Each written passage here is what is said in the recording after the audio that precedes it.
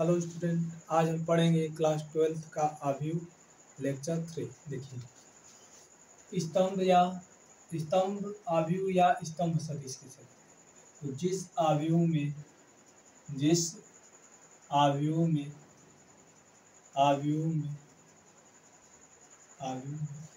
जिस आव्यूह में केवल एक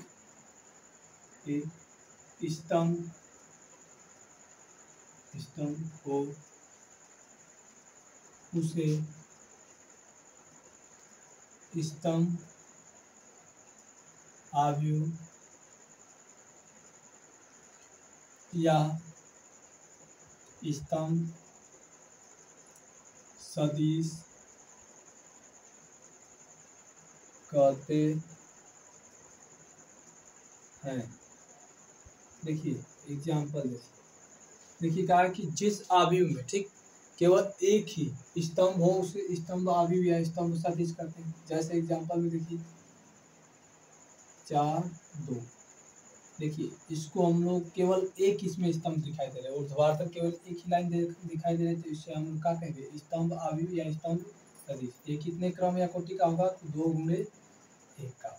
ठीक, पहले पंक्तियों की संख्या लिखी जाती है, उसके बाद स्तंभों की संख्या। एक और देखिए जैसे 5 6 7। ठीक, इसको हम बोलेंगे, इसको भी बोलेंगे क्या, स्तंभ सदिश। केवल एक ही स्तंभ है, स्तंभ आव्यूह या स्तंभ सदिश। इसका क्रम या कोटि 3 गुणे 1। अब आता है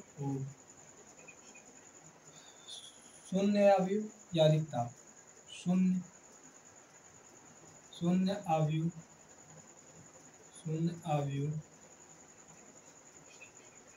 आव्यूह या रिक्त आव्यूह।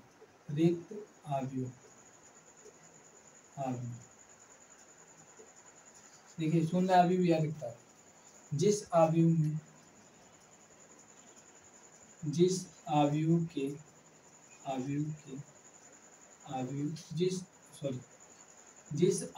के सभी तत्व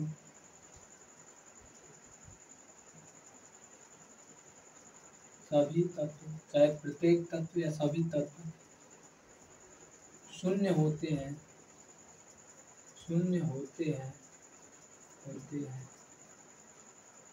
उसे शून्य आव्यूह या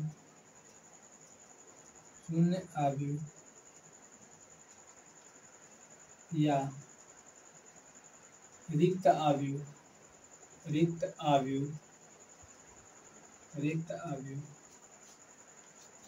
कहते हैं।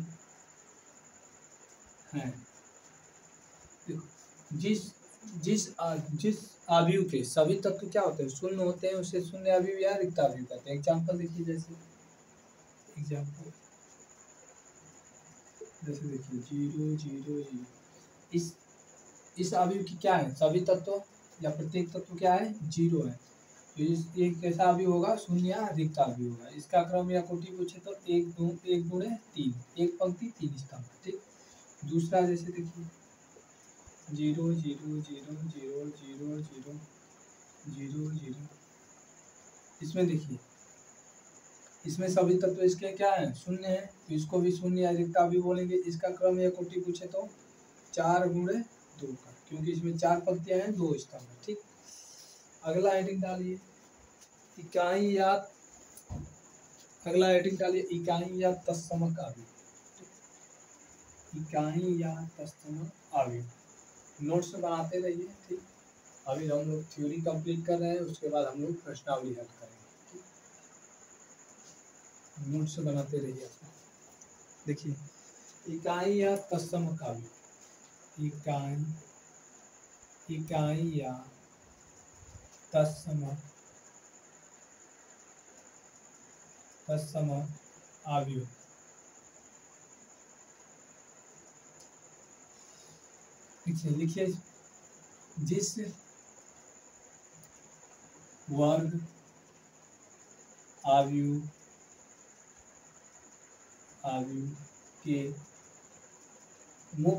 लिखिए जिस वर्ग आव्यूह के मुख्य विकर्ण के मुख्य विकर्ण के सभी तत्व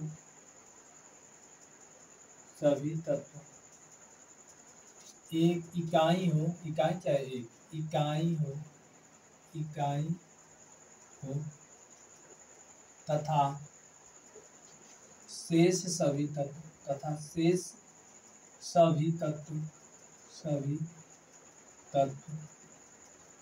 शून्य हो तथा शेष सभी तत्व शून्य हो उसे इकाई या तत्समक आव्यूह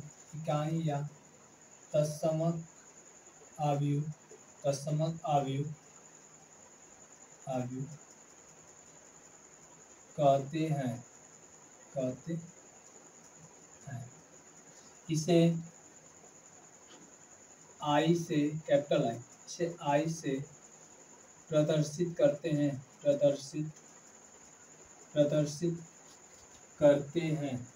इसे आई से प्रदर्शित करते हैं।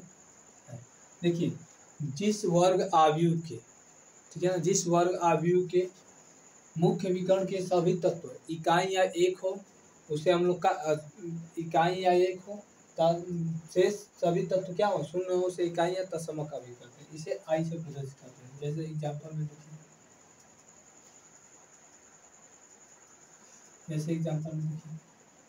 एक आव्यूह ले रहे हैं 1 0 0 1। इसे क्या है मुख्य विकर्ण, एक वर्ग आव्यूह है, इसके मुख्य विकर्ण है विकर्ण, इसके सभी तत्व क्या है एक है इकाई है और शेष 0 है, तो इसको हम क्या कहेंगे इकाई आव्यूह। कितने क्रम या कोटि का है तो 2 × 2। एक और देखिए, जैसे 1 0 0 0 1 0 0 0 1। देखिए इसके मुख्य विकर्ण क्या है इकाई है और शेष सभी तत्व क्या है 0 है, तो इसको हम लोग क्या कहेंगे इकाई या तत्समक आव्यूह। ये 3 × 3 क्रम या कोटि का आव्यूह। अगला हेडिंग डालिए मुख्य विकर्ण।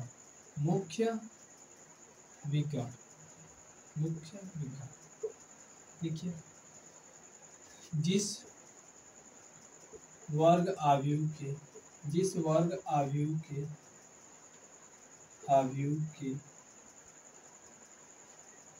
मुख्य विकर्ण के हेडिंग रहेगा मुख्य विकर्ण नहीं विकर्ण आव्यूह। जिस वर्ग आव्यूह के मुख्य विकर्ण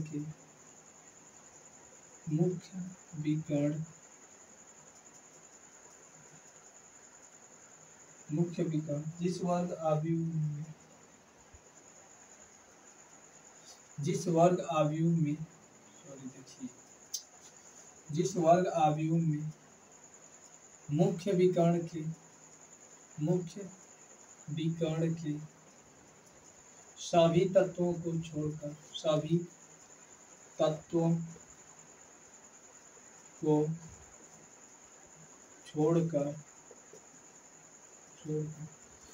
जिस वर्ग आव्यूह में मुख्य विकर्ण के सभी तत्वों को छोड़कर शेष सभी तत्व शून्य हो उसे विकर्ण आव्यूह कहते हैं। उसे विकर्ण आव्यूह कहते हैं।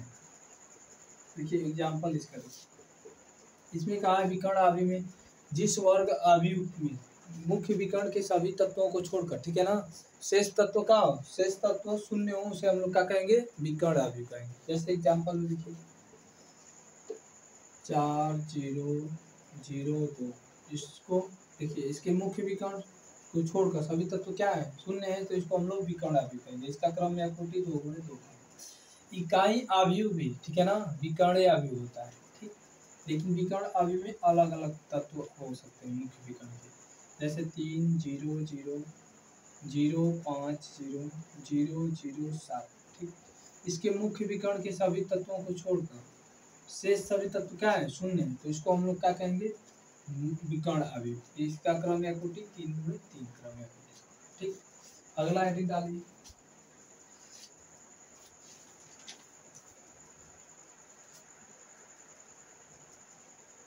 अगला हेडिंग डालिए अदिश आव्यूह। अदिश आव्यूह,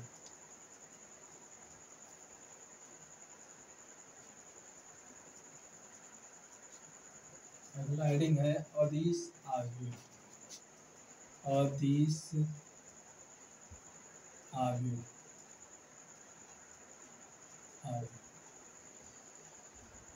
जिस वर्ग आव्यूह में जिस वर्ग आव्यूह में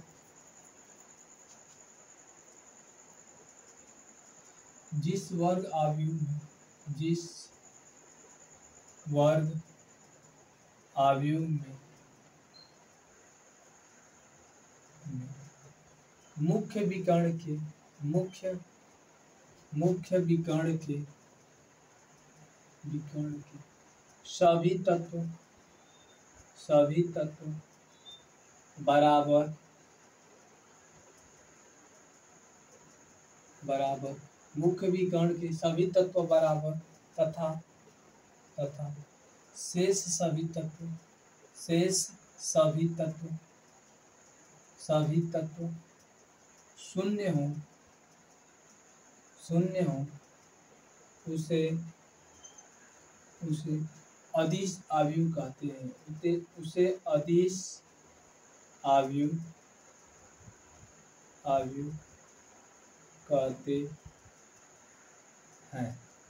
देखिए, जिस वर्ग आव्यूह में मुख्य विकर्ण के सभी तत्वों को छोड़कर शेष सभी तत्व क्या हो, शून्य हो, उसे अदिश आव्यूह कहते हैं। जैसे एग्जाम्पल देखिए,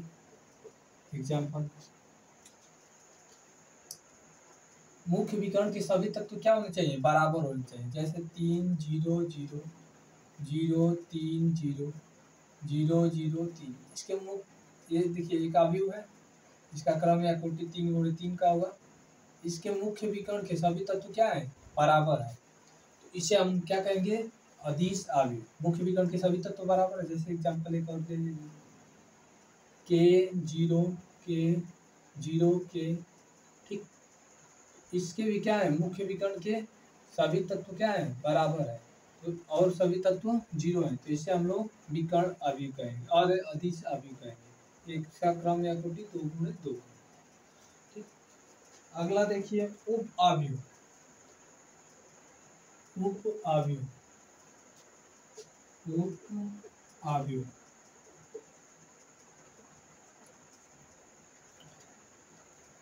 यदि किसी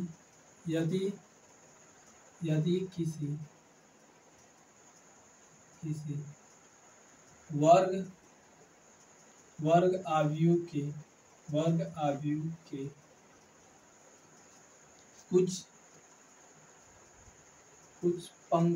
के कुछ पंक्तियों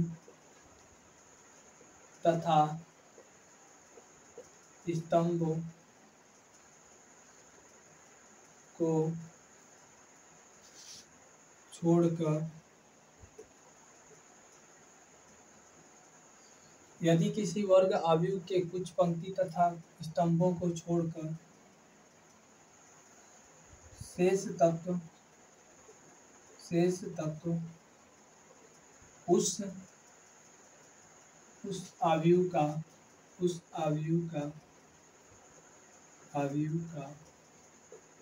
आव्यूह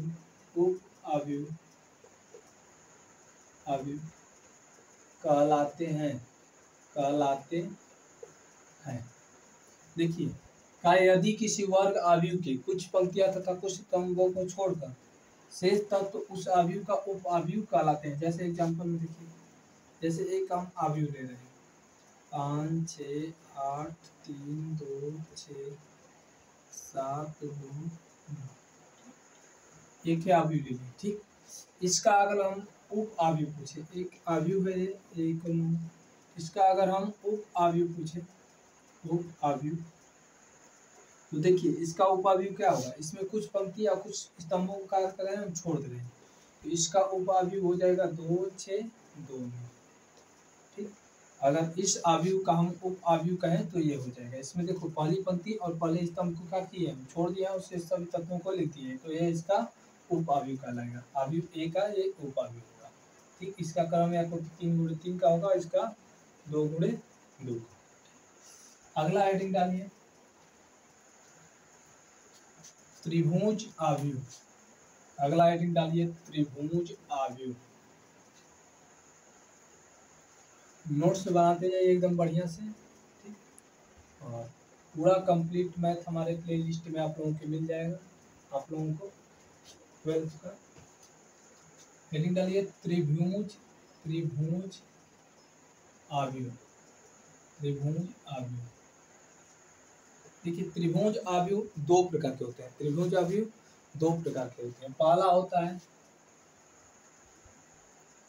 ऊपरी ऊपरी त्रिभुजी आव्यूह। ऊपरी त्रिभुजी ऊपरी त्रिभुजी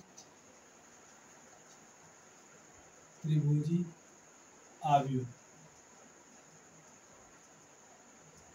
देखो इसमें क्या, ऊपरी त्रिभुजी आव्यूह पहला होता है, जिस वर्ग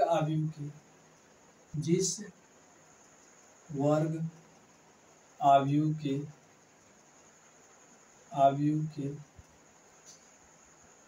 मुख्य विकर्ण के ऊपर के सभी तत्व मुख्य विकर्ण के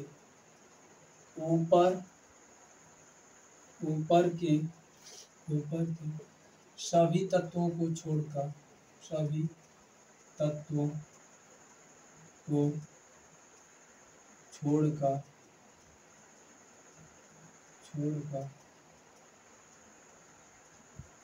मुख्य विकर्ण के ऊपर के सभी तत्वों को छोड़कर शेष तत्व शून्य हो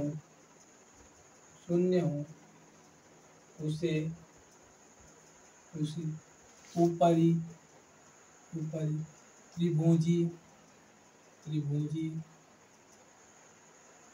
ऊपरी त्रिभुजी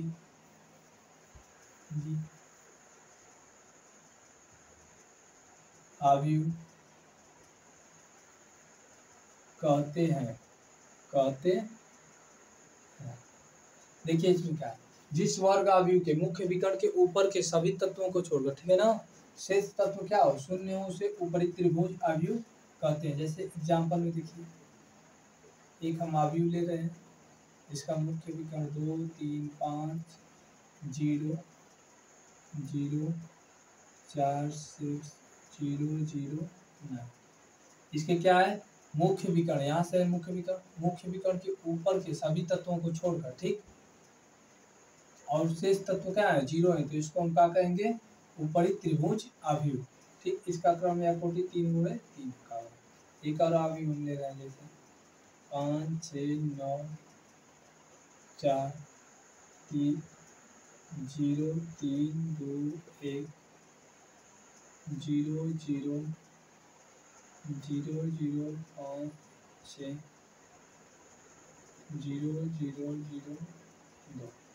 इसके क्या है, मुख्य विकर्ण के ऊपर के सभी तत्व क्या है, मुख्य विकर्ण के ऊपर के सभी तत्वों को छोड़कर मुख्य विकर्ण तथा मुख्य विकर्ण के ऊपर के मुख्य विकर्ण तथा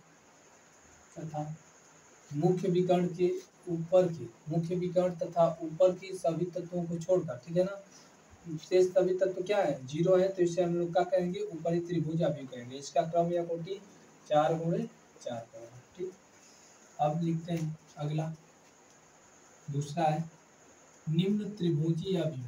निम्न त्रिभुजी आव्यूह सेम इसका उल्टा होता है। ऊपरी त्रिभुज आव्यूह का उल्टा सेम निम्न त्रिभुज आव्यूह होता है। ठीक, जिस वर्ग आव्यूह के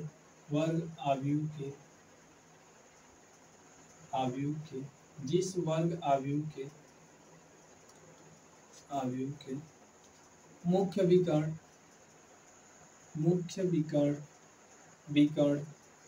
तथा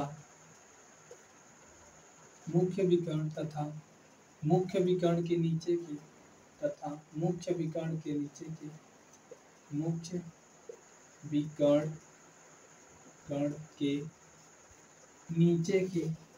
नीचे के सभी तत्वों को छोड़कर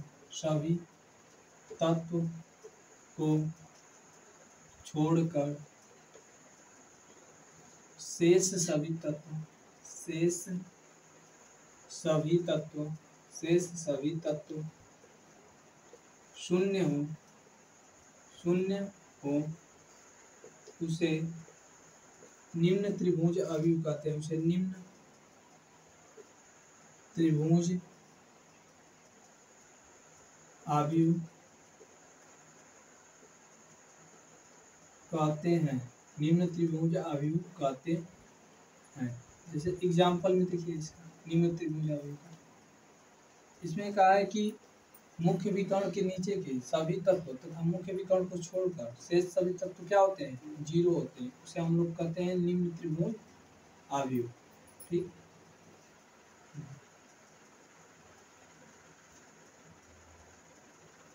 इसके देखिए मुख्य विकर्ण तथा मुख्य विकर्ण के नीचे के सभी तत्वों को छोड़कर शेष तत्व क्या है, शून्य है, तो इसे हम लोग क्या कहेंगे, निम्न त्रिभुज आव्यूह। इसका क्रम या कोटि 3/3।